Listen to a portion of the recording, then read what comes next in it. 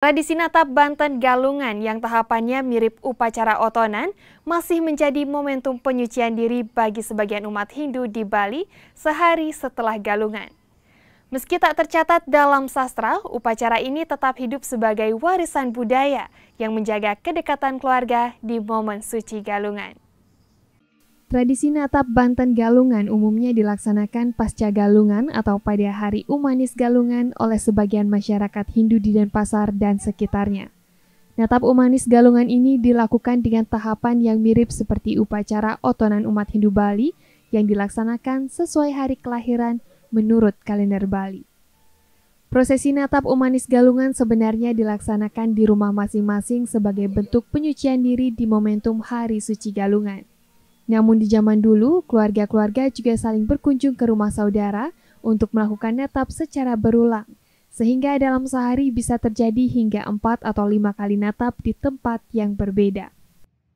Jadi yang pertama, Galungan itu sendiri kan dari sastra yang namanya Lontar Sunarigama, itu artinya adalah kemenangan Dharma melawan Adharma.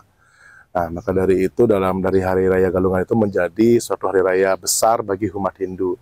Nah, untuk masalah Natap Oton atau Natap Galungan itu sendiri, mungkin tidak semua masyarakat Hindu melaksanakannya.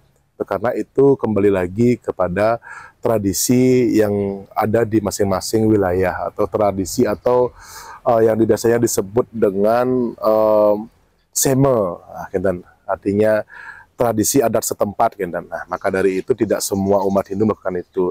Nah, namun dari segi pemaknaan dari bagian Natap Oton pada saat Galungan itu sendiri, tentunya yang pertama itu adalah simbol daripada penyucian diri. Natap mereka artinya adalah penyucian diri.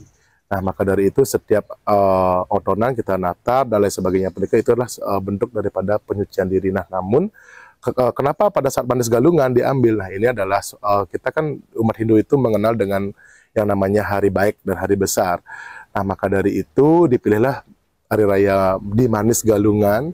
Itu karena semua sanak saudara berkumpul, kita bersama-sama melakukan Natap Oton atau Natap Banten Galungan. Nah, ini di Bali biasanya atau di Merajan, itu kita bersama-sama sebagai bentuk penyucian diri sekaligus pengendalian diri yang bermakna untuk kita bisa mengendalikan diri kita dari hal-hal negatif. Kalau dalam Hindu namanya satripu.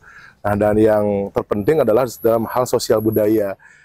Meski tidak tercatat dalam sastra, tradisi ini tetap hidup sebagai praktik sosial budaya yang mewakili tujuan untuk menjaga kedekatan keluarga dan mewariskan nilai-nilai kesucian. Harapannya tradisi ini terus diwariskan sebagai pengingat akan pentingnya penyucian diri dan harmoni dalam keluarga. Putu Farah, Kompas TV, Denpasar, Bali.